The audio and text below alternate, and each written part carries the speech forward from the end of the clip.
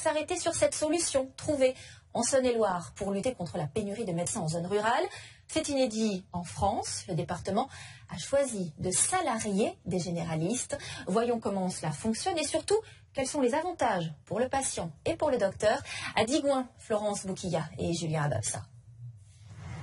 Au cœur de cette petite ville de Saône-et-Loire, dans une région désertée par les médecins, c'est un grand jour, celui de l'ouverture du premier centre de santé départemental de France. À l'accueil, ambiance fébrile, dernier préparatif avant que les patients n'arrivent.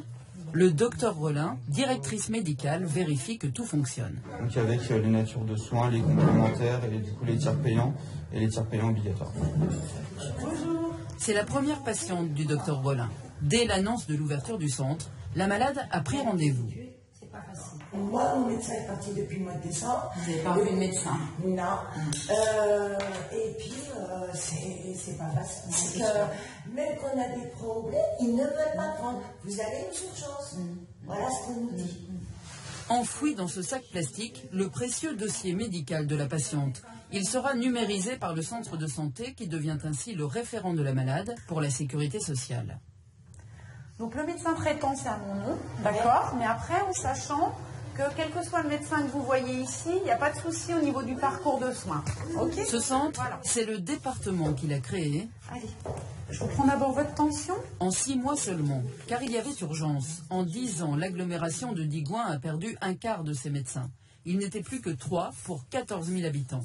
Toutes les incitations financières ou matérielles pour que des généralistes s'installent sont restées vaines jusqu'à aujourd'hui. Il y a pas mal dans les oreilles. Le docteur Clerget est le second médecin du centre de santé. À 61 ans, il a été séduit par ce nouveau poste qui fait de lui un médecin salarié du département à 35 heures par semaine.